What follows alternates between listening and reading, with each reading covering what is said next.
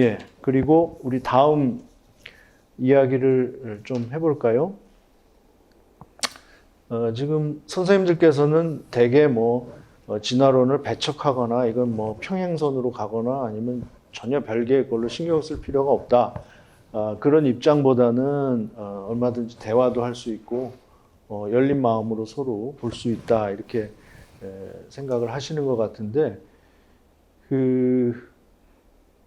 다윈에 대한 얘기 조금 한마디 듣고 싶습니다. 다윈이 저는 굉장히 좀 억울하다고 생각이 되거든요. 굉장히 사실과 다르게 공격을 받은 측면도 많다. 그러니까 다윈은 뭘 생각했을까? 그리고 특별히 다윈은 종교나 신에 대해서 어떻게 생각했던 건가? 여기에 대해서 너무 많은 오해가 있는 거를 좀 안타깝게 생각을 합니다. 그래서 다윈에 대한 그 이야기를 좀 선생님들께 듣고 싶습니다. 뭐 안 하셔도 좋고요. 다윈이 처음부터 비글호를 타고 그 여행을 하려고 했던 게 아니죠. 예. 그 우연성에 대해서 잘 아시면 말씀을 해주시죠. 다윈은 금수저 출신이죠. 할아버지가 굉장히 유명한 의사였었고요. 이레스모스 다윈에서 진화론의 초기 작품도 주노미아에서 써서 남겼던 사람이고요. 그리고 아버지도 유명한 의사였고요. 예, 그래서 다윈을 처음에 의과대학을 보내서 의사 만들려고 했고, 근데 피를 너무 싫어해가지고 학교를 자퇴를 한 셈이죠. 그래서 아마 다윈 아버지가 집안 망신시키는 저런 덜 떨어진 놈, 아마 이런 식으로 평가를 했던 것 같아요. 그래서 아버지가 저는 어떻게 살릴까 해서 생각하는 게, 그래, 신학교육을 시켜서 그 좋은 교구 목사를 시키면 평생 여생을 편하게 살지 않을까. 재산은 굉장히 많았죠. 할아버지 때부터 모아놓은 재산이 많았고, 선거 때 영국 귀족들 선거 나갈 때 선거 자금 빌려주고 사채놀이도 해서 모아놓은 게 많았고요. 그리고 이제 처가가 사촌하고 결혼하죠. 엠마였나요? 근데 거기가 영국에서 최초로 본 차이나를 만들어서 어떤 신흥 산업 재벌이었죠.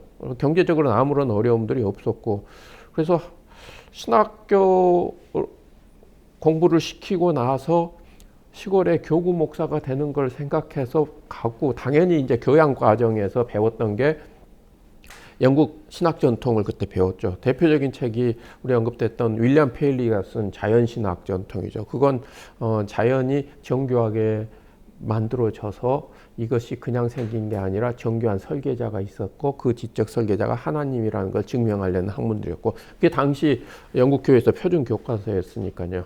그래서 그거 배운데 역시 신학의 길보다는 자연 탐구의 길이 훨씬 좋았다고 생각되다 우연하게 이제 비그로의 선장과 더불어 같이 대화할 수 있는 박물학자가 필요하다. 근데 문제는 자비 부담이다, 이렇게 된 거죠. 한 2년 정도 세계 일주할 텐데, 그래서 다윈 선생이 보기엔 저놈 재산도 있고 그러니까 그냥 할만하겠다. 근데 실제로 돈 게 4년 9개월인가 4년 몇 개월을 돌죠. 그리고 나서 귀국한 다음에 다시는 이제 장거리 여행을 안 하죠. 다시는 안 보는데, 그렇게 진행하면서 이제 생각들이 서서히 이제 바뀌어간 건 사실이고요.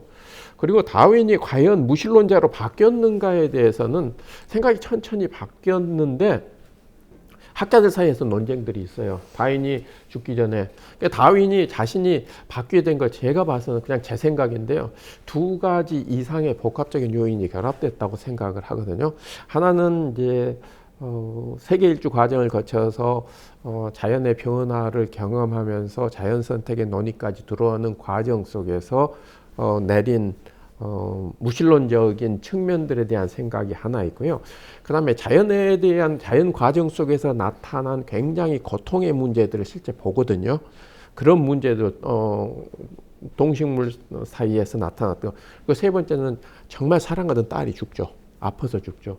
근데 그게 제일 결정적이었다고, 신앙을 서서히 떠나게 된 결정. 그러니까 사랑이 가득한 자애로운 하나님이 어떻게 내 딸에게 이런 일을, 그런 문제들이었어. 그래서 결국에는 회의주의로 빠지지 않았는가, 그러나 신의 문제에 대해서는 그래서 학자들 사이에서도 이게 논의가 좀 나뉘는 것 같고요. 그리고 이제 평생 동안 해왔던 이제 작업들을 하면서 굉장히 지금으로 말하면은 사람과 의사소통을 굉장히 많이 했죠. 서신을 통해서. 그러니까 우리 지금으로 따지면 매일 이메일 주고받고 카톡 주고받으면서 이제 일단 출판한 다음부터는 자기 생각들을 확장시키는 데 노력을 했었고요. 실제 영향보다는 굉장히 저렴한 평가를 받는 사람 중에 저는 하나라고 생각하고요. 시간이 오랜 시간이 지나면은 뉴턴보다도 훨씬 더 높은 평가를 받을 거라고 저는 생각하고 있어요, 지금. 네, 네. 감사합니다. 또 다윈,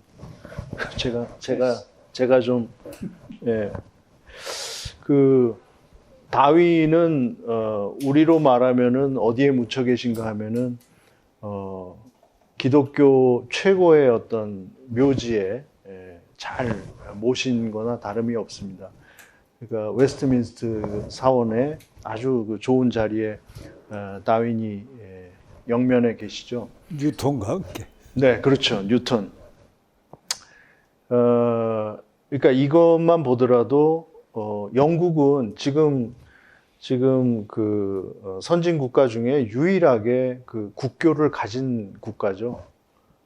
미국도 국교를 가진 국가가 아니고 우리도 국교를 가진 국가가 아닌데 영국은 그 우리가 이제 앵글리칸 처치라고 해서 성공회라고 하는 기독교에서 그 프로테스탄트를 국교로 지금도 유지하고 있는 그런 국가인데 그런 국가의 국립묘지 겸 그 기독교 최고의 어떤 묘역에 속하는 곳에 다윈이 영면에 있다, 묻혀 있다.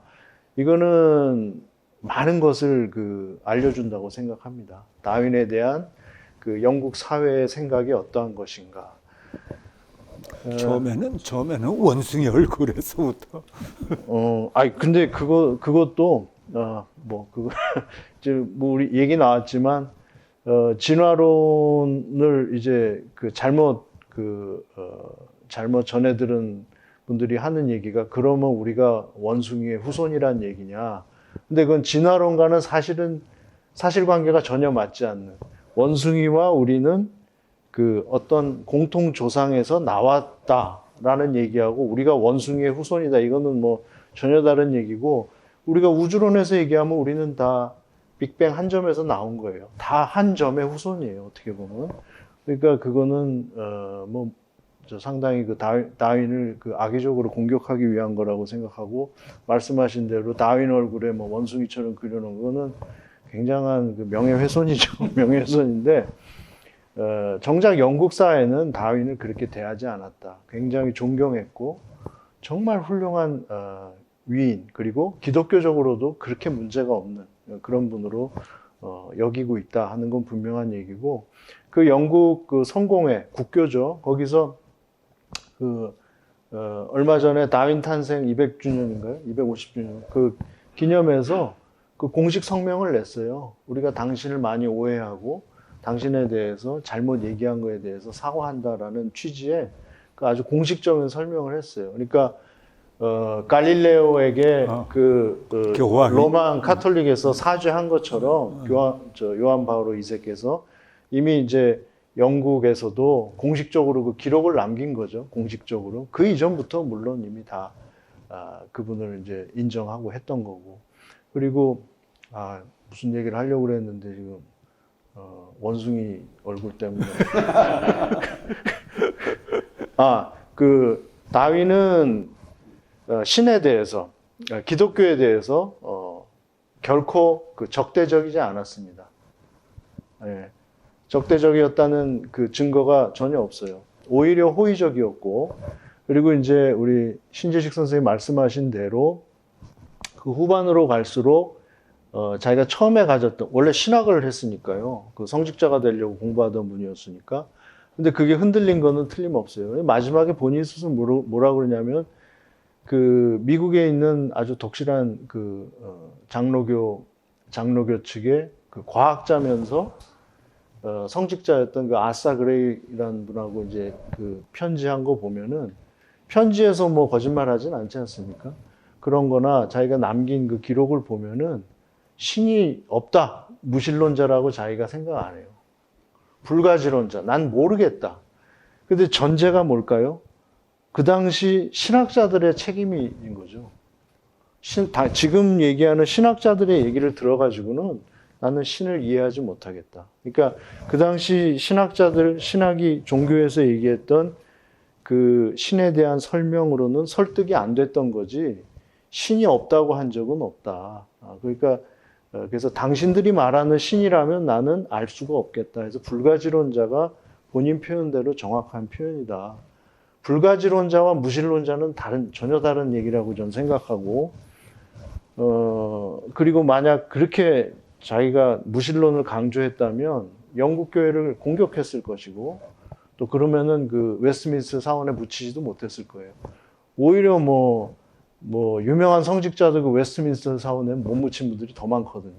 그래서 그런 거는 다윈에 대한 뭐라 그럴까 좀 억울한 오해라고 생각되고,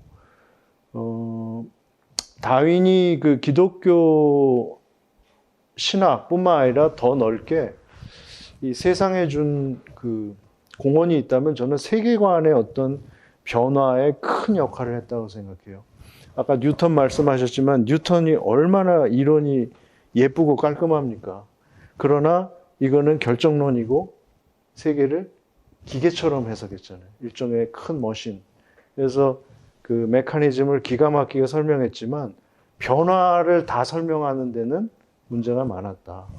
근데 이 변화라는 측면에 대해서 완벽하진 않았다고 하더라도 이 세계관을 기계보다는 뭔가 유기체로 살아 움직이는 유기체로 볼 수 있게 해준 점, 이거는 뭐 비단 신학이나 종교뿐만 아니라 우리가 세계를 바라보는 세계관에 큰 어떤 변화를 가져올 수 있게 하는 그런 역할을 했다.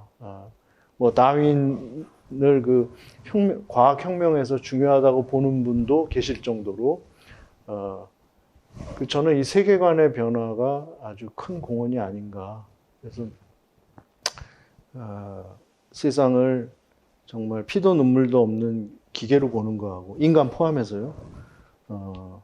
세상을 이렇게 따뜻한 유기체로 보는 거 변화무쌍하지만 그거는 상당히 다른 게 아닌가. 그래서 하나님께서 결국 이 세상을 기계로 만드셨다기보다는 스스로 뭔가 발전도 하고 뭐 고통도 있고 하지만 그걸 극복도 할 수 있고 정말 우리의 과학에서 그런 용어는 없지만 자유의지라는 어떤 그런 걸로 설명될 수 있는 걸 주셔서 우리 신이 우리에게 그걸 허락해서 이 자연 안에서 뭔가 내가 스스로 나가 되어가는 그런 모습, 그런 발전 혹은 성장해가는 모습, 또 자기를 스스로 조직화해가는 모습, 이런 것을 허락하신 세계라는 그 세계관으로 우리가 좀 넓게 볼 수 있게 해주신 게 아닌가, 그런 점을 말씀을 드리고 싶습니다.